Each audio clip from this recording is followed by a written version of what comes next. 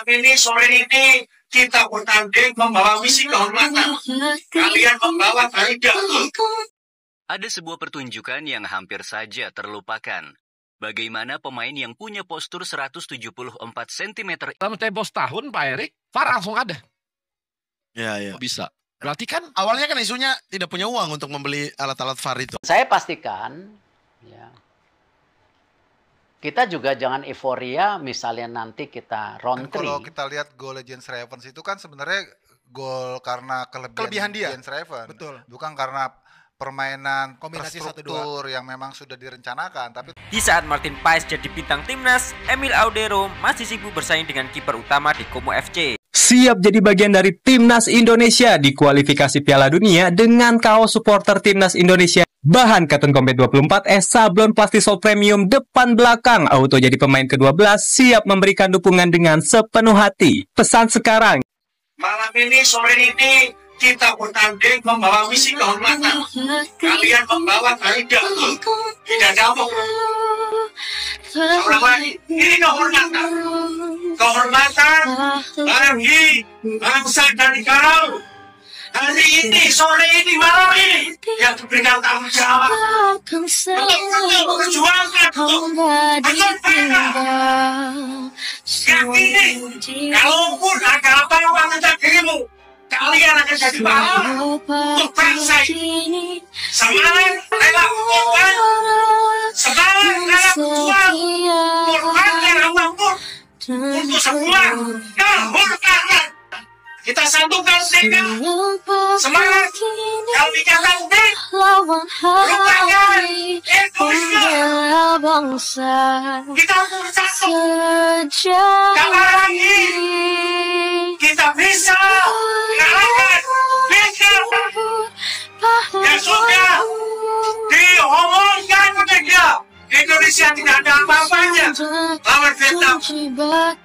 Sebagian yang mau dengan provokasi pas seperti itu, tunjukkan kita tidak banyak, kamu sudah bisa membuktikan bahwa kita malam ini menang. Kalau ada yang nanya gimana keadaannya, jawab aja. Luar biasa. Apa kabarnya? Jawab, sangat baik. Gimana kabar kamu sama pacarmu? Lancar jaya. Masih sehat? Alhamdulillah, sangat bugar. Usahakan kata-kata yang keluar dari mulutmu untuk selalu positif. Karena mengeluh itu tidak memecahkan masalah. Saat seseorang ngomongin hal-hal yang negatif, sebenarnya orang itu bakal menarik hal-hal yang negatif juga ke hidupnya. Katakanlah apa yang mau kamu datangkan di hidup kamu dengan cara yang baik. Itulah yang disebut dengan afirmasi positif. Selamat mencoba. Selamat mencoba, kata Bapak Erick Thohir. Berpikirlah positif. Dengan apa yang terjadi di timnas saat ini, maka supporter Garuda, Ultras Garuda, La Grande, dan seluruh pecinta sepak bola tanah air timnas Indonesia, mari kita satu komando dan satu barisan. Tetap berpegangan erat bersama Bapak Erick Thohir untuk mengawal perjuangan-perjuangan timnas Indonesia di round 3 ini. Dan tentunya ini bukan hanya soal mendatangkan pemain diaspora menjadi WNI, bukan soal memanggil pemain-pemain yang dulunya tidak ada, tetapi bagaimana kekuatan tim nasional Indonesia saat ini betul-betul tangguh di pertandingan yang sangat bergengsi ini. Tetap berpikir realistis dan juga berpikir positif.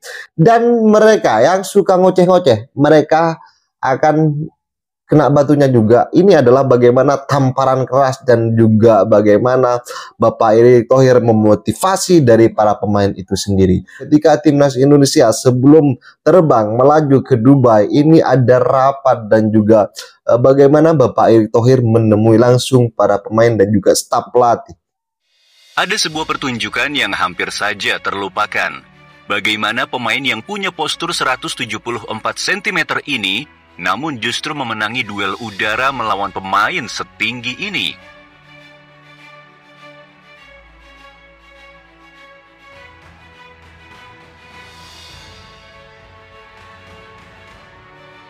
Tak hanya bola udara, dalam urusan melindungi bola, pemain sebesar Haris Sutar pun tak mampu saat menghadapi pemain ini.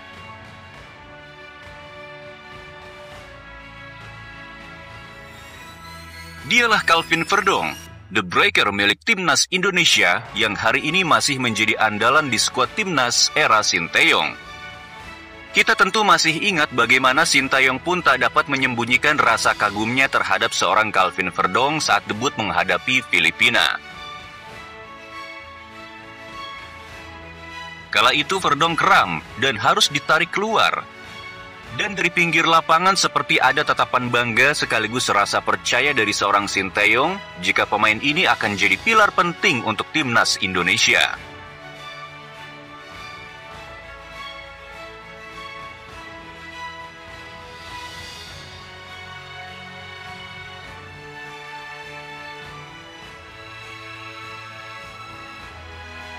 Dan benar saja, Verdong tak hanya mendapatkan kepercayaan dari seorang coach Shin, tapi juga dari supporter Timnas Indonesia. Pemain ini memang dikenal introvert, sekaligus punya looks gembira saat bersama timnya. Namun perhatikan bagaimana pemain ini ekspresinya berubah menjadi buas sesaat sebelum bertanding untuk Timnas.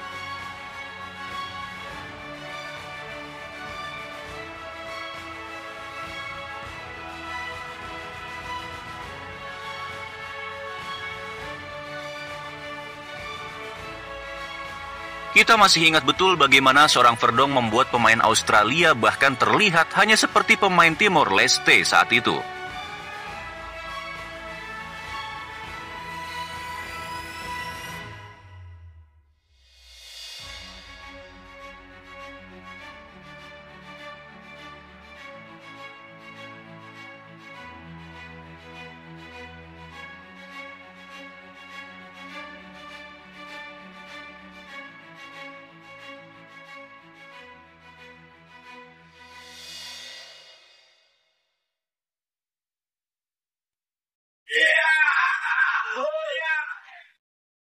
Coba perhatikan bagaimana jadinya pemain ini dalam membaca sekaligus menghentikan serangan lawan.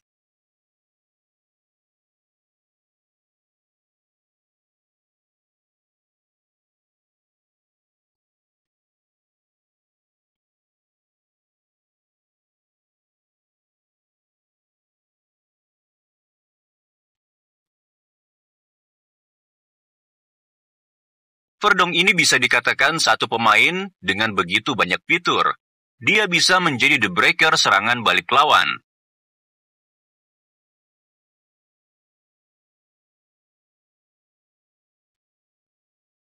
Setelah aksinya itu jelas terlihat ada reaksi tidak senang dari pelatih Australia dan Arab Saudi.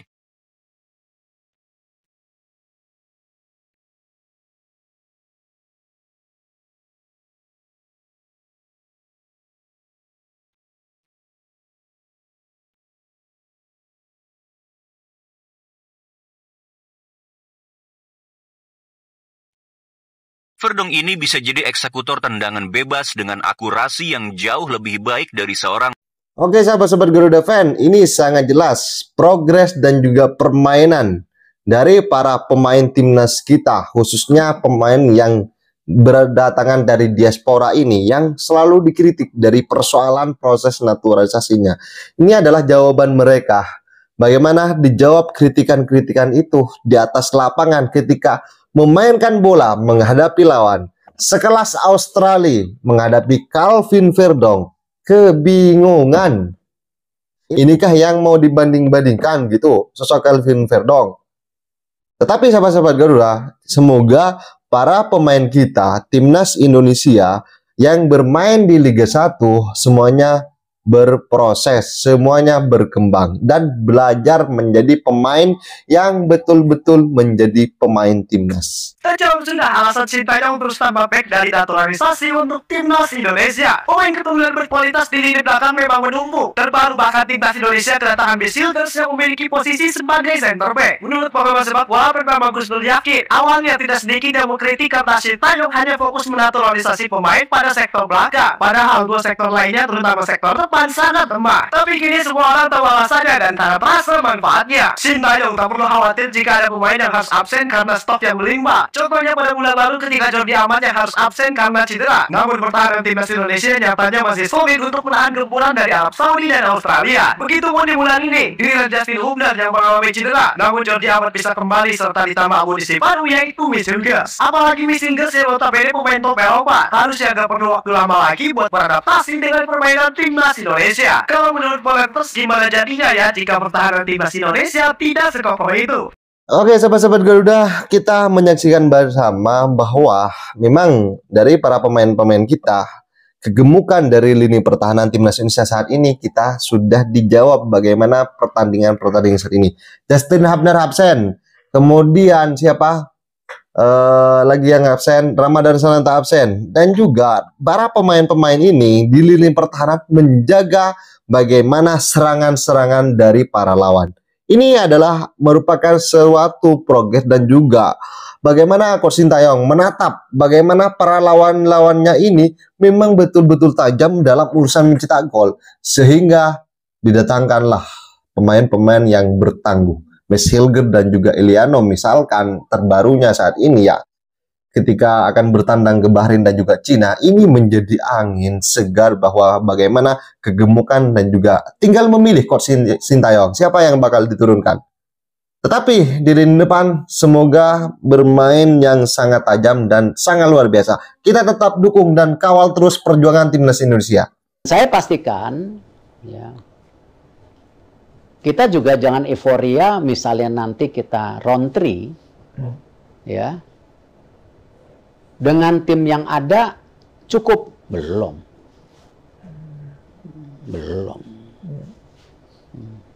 Round 3 itu kualitas timnya lebih berat lagi loh. Nah, artinya apa? Ya tadi jumlah pemainnya harus lebih gemuk lagi. Ya, pemain baru. Apakah dari dalam, apakah dari luar harus lebih gemuk lagi. Kenapa? Ya kemarin kan kejadian waktu Vietnam. Kebayang nggak? Kalau kemarin nggak ada Tom, nggak ada Ragnar. Ivar, Rafael, Arhan.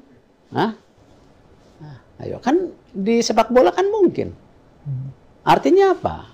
Saya selalu bilang, mesti ada 2 kali 11. Kalau bisa 3 kali 11. Contoh sekarang U23 kita. Ya, ketika Elkan tidak bisa main. Mungkin out of the season. Justin belum dilepas. Nathan belum dilepas. Ya, di kanannya Asnawi udah lewat umurnya. Kan ya tetap ada pemain lain yang harus bisa gitu. Tapi kan dinamikanya memang tipis masih. Gitu. Ya, jangan ngelihat tim kita ini tipis. Kalau ke level grup 3 lagi nanti tim ini nggak cukup. Ayo salaman sama saya. Akan ada berapa pemain? Nggak tahu, nanti tergantung dengan hasil dari Liga 1. Ada nggak bintang-bintang baru? Ya, mungkin di U20 tiba-tiba ada muncul lagi baru, nggak tahu lah, kita lihat. Atau U17 tiba-tiba Arhan Kakak menggila gitu. Ya, nggak tahu kan. Ya.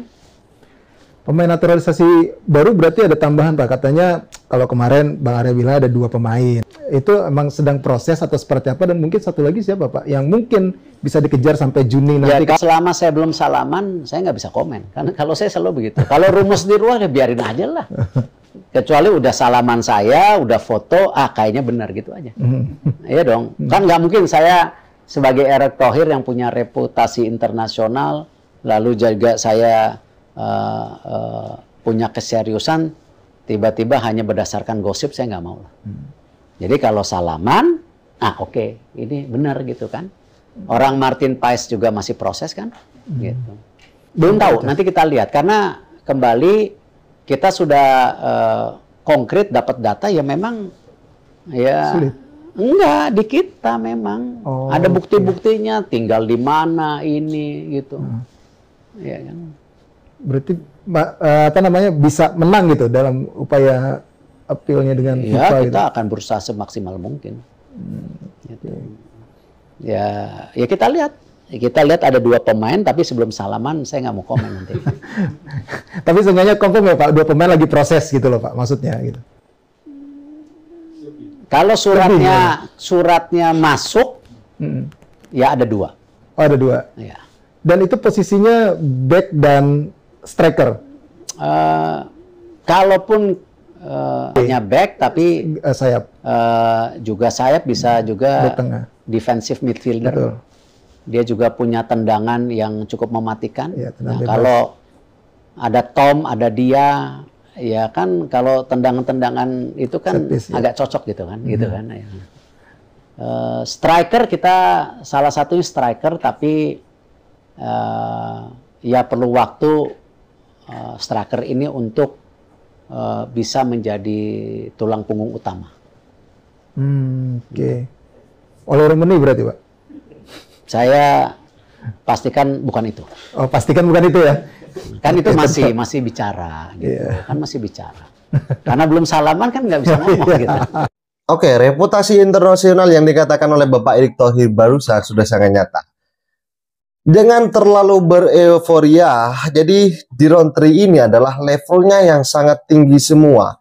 Levelnya yang sudah di atas dari para nalarnya sudah di atas dari para akamsi dan juga dari para elit-elit yang suka membenci timnas Indonesia.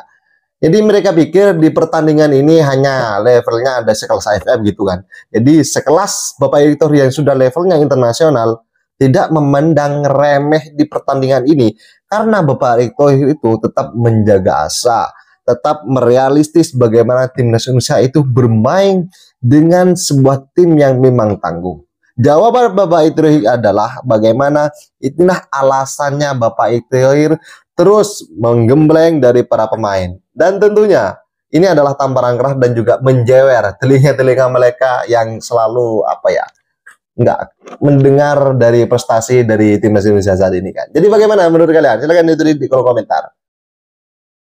Pendapat kamu soal rencana atau wacana naturalisasi Emil Audero seperti apa?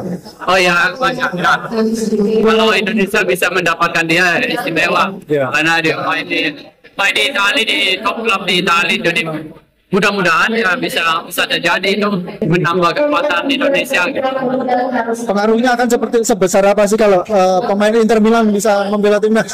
Nah itu pasti untuk kedepannya, maksudnya pemain-pemain lain ya menutup kemungkinan untuk juga mau gitu kayak gitu karena terus menambah kekuatan Indonesia gitu. Oke, itu adalah wawancara ketika ditanyakan proses naturalisasi Emil Audero. Tenang dulu, jangan dulu komentar sama fan. Ini adalah wawancara kepada para pemain PSS Sleman yang ditanyai bagaimana soal dari Emil Audero. Apakah kalian sependapat? Silahkan ditulis di kolom komentar. Namun sebelum kalian berkomentar, mari kita simak video yang satu ini. Di saat Martin Paes jadi bintang timnas, Emil Audero masih sibuk bersaing dengan kiper utama di Como FC. Itulah perbandingan nasib kedua kiper keturunan Indonesia, Paes dan Emil. Emil dulu sangat diharapkan bisa membela timnas Indonesia. Namun sayangnya, sang ayah yang notabene asli orang Indonesia menolak keras anaknya dinaturalisasi. Akhirnya, tak lama Indonesia berhasil mendapatkan kiper keturunan grade A lainnya, yaitu Martin Paes. Paes sekali diajak langsung mau. Alhasil penampilan di 2 laga awalnya, Paes tampil gemilang sehingga begitu dielu-elukan. Menurut kalian, apakah kita masih butuh Emil Audero? Jadi menurut saya, sahabat-sahabat Garuda, saat ini Martin Paes yang bermain di timnas Indonesia sudah mencuri perhatian-perhatian penting dari para pemain-pemain yang dulu-dulunya ketika tidak masih memikir-mikir untuk datang ke Indonesia. Saat ini dengan kedatangan dari para pemain-pemain yang memang kualitasnya ini tangguh seperti Miss Hilger Iliano dan juga Martin Paes dalam menjaga gawang. Jair Ses misalkan dari El Capitano ini bukan bahwa dirinya bisa memimpin tim ini. Jadi sahabat-sahabat Garuda, bagaimana menurut kalian? Silakan ditulis di kolom komentar. Coach Indra Safri mencoba mengubah skema dan itu nggak jalan. Iya. Dan kalau kita lihat gol Jens Ravens itu kan sebenarnya gol karena kelebihan dia Jens Ravens. Betul. Bukan karena permainan kombinasi terstruktur yang memang sudah direncanakan, tapi itu kan seperti situasional. Ragil dapat bola di kanan, terus dia coba sedikit meliuk-liuk, dia bisa kirim umpan yang sebenarnya umpan itu juga nggak presisi ke Jens Ravens. Jens Ravens kan harus mundur dulu, terus dia kutik lagi, dia syuting, jadi lebih karena individu itu. Setelah itu ya udah hilang. Iya benar. Nah itu yang menurut gua lagi-lagi sih memang nggak ada kaviatur tuh terasa ya. Iya. Kita kan kehilangan kaviatur yang harus operasi lutut ya. Itu kita nggak punya pemain yang bisa memecahkan deadlock gitu. Tapi dia berapa lama sih cedera? Wah itu bisa setahun nih karena ACL kan. Sama kayak Gian Palevi kemarin kan, begitu selesai Piala Dunia 17 dioperasi dia sempat tidur 8 bulan. Jadi makanya itu mengapa Coach Indra membuat pairing lapangan tengah tuh berbeda-beda. Misalnya Aditya pairingnya dengan Tony gitu kan. Terus Vigo pairingnya dengan siapa tuh di tengah tuh. Pokoknya ada pairing yang berbeda-beda gitu ya. Untuk dia ciptain kombinasi menghadapi lawan-lawan yang berbeda-beda juga. Tapi tetap karakternya nggak ada yang seperti Kaviatur. Oke, jadi bagaimana menurut kalian soal dari Jen Raven, pemain timnas U20 yang membawa salah satu pemain yang bawa timnas U20 lolos ke Piala Asia di bawah komando Coach Indra Sapri di timnas Indonesia level umur. Jadi sahabat-sahabat Garuda, tentunya kalian punya penilaian dari soal dari para pemainan dari timnas U20 ini. Tentunya kalian lebih paham dari saya soal beginian. Itu tergantung pelatih. Makanya saya bilang kan ada beberapa karakter seorang pelatih yang menginginkan penjaga gawang ini sesuai dengan role apa dia ya. Oh nih sesuai dengan skema dia gitu. Aku pengen penjaga gawang pengennya begini, pengen kayak sekarang penjaga gawang di Eropa kan harus bisa build up nih ya. Kita lihat aja penjaga gawang di Eropa sekarang main bolanya udah deket-deket aja kan penjaga gawang loh. Berarti penjaga gawang udah bisa seperti back ya kan. Jadi bisa main dari bawah tuh main dekat, tidak langsung lagi main bola penjaga gawang dari gawang ke gawang gitu. Marcus Haris Maulana atau Marcus Horizon yang dikenal dengan local pride pencetus kata-kata itu sedang mengakui bagaimana progres yang ditunjukkan oleh timnas Indonesia di bawah komando Coach Sintayong di level senior ini dan juga level U23 membuktikan bahwa kebutuhan tim saat ini di level sepak bola modern itu adalah kiper harus bisa build up. Dan itu ada pada sosok ketenangannya di Martin Pas. Ini menjilat ludahnya sendiri ya. Orang-orang yang suka nyinyir sebenarnya terpecah belah dari perkataan lokal pride ini ketika timnas itu menjuarai piala apa kemarin itu ya. Lupa saya. Jadi maka hingga saat ini langsung dibenturkan dengan naturalisasi dan juga dari akamsi. Sehingga banyaklah bermunculan para pembenci dan juga pengkritik timnas Indonesia yang tidak mendasar. Selalu dibandingi dengan yang namanya prestasi, piala, trofi. Kalau butuh trofi itu di Pasar Senen kata Coach Justin itu banyak. Silakan dibeli sana ke pasar yang butuh trofi. Tetapi progres dan juga permainannya kalau sudah menunjukkan bagaimana enak ditonton itu juga merupakan prestasi. Kalau berbicara prestasi, tentunya Coach Sintayong sudah doyan membuatkan sejarah bersama timnas Indonesia. Dalam tempo setahun Pak Erik, VAR langsung ada. Ya. Bisa. Berarti kan awalnya kan isunya tidak punya uang untuk membeli alat-alat VAR itu. VAR betul. Di musim lalu ya. Tapi ternyata dalam tempo setahun udah bisa. Oke. Nah, artinya kan ini pengaturan pendanaannya benar dibuat. Pokok sebenarnya uang ini untuk dipakai sampai ke akademi. Maksudnya Elite Pro Academy. Apa ya? Sanggup. Cukup. Yakin, Pak? Yakin lah. Jadi sangat jelas ya, Bapak Erick Thohir dalam membangun sepak bola timnas Indonesia dan juga Liga 1 ini dalam jangka setahun, kata Bapak Aryana Lingga, ini sudah ada VAR. Jadi bukti bahwa memanage dari keuangan-keuangan yang ada saat ini itu memang benar-benar ada. Tidak seperti pada masa jabatan dari para ketum PSSI sebelumnya. Kenapa mereka ada sosok Edi Rahmayadi, ada sosok siapa? Noroji siapa?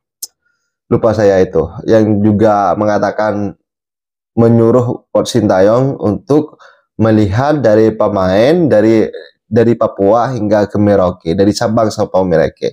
Jadi ini adalah jawaban dari Bapak Erick Thohir bahwa dulu-dulunya kemana mereka? Dulu-dulunya kemana mereka?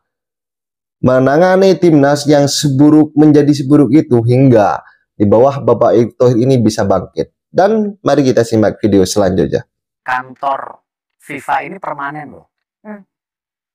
Pembicaraan awal sama saya sementara, tiba-tiba jadi permanen. Awal sementara selama U17 persiapan? Untuk transisi 2 tahun ke depan. Tapi permanen? Tiba-tiba beliau bicara sama Pak Presiden, enggak, ini saya mau kasih permanen buat Indonesia. Keuntungan untuk PSSI dan Indonesia dengan FIFA buka kantor permanen di sini apa, Mas? Ya, banyak banget lah. Kita bisa dapat akses dari semua yang program-program FIFA, termasuk kemarin ketika pembangunan training center kan belum pernah. Kemarin kejutan lagi, ketika meresmikan kantor FIFA ditambahkan lagi, ini nanti regional hub ya. Ini baru permanen, 2 hari kemudian regional hub, itu jadi pressure sebenarnya, bukan jadi lucu-lucuan. Jawabnya netizen plus 62, Indonesia anak emas FIFA. Ya, selain Messi. Ya, alhamdulillah kan. Ya alhamdulillah kan. Dan tapi jangan lucu-lucuan. How would that change things for the Indonesian football having a permanent office right here in the country? Well, that will be massive. That's why we are not. I'm not just coming back, but I'm here to stay. 600-700 million people, football crazy. Need to be here. Need to be present.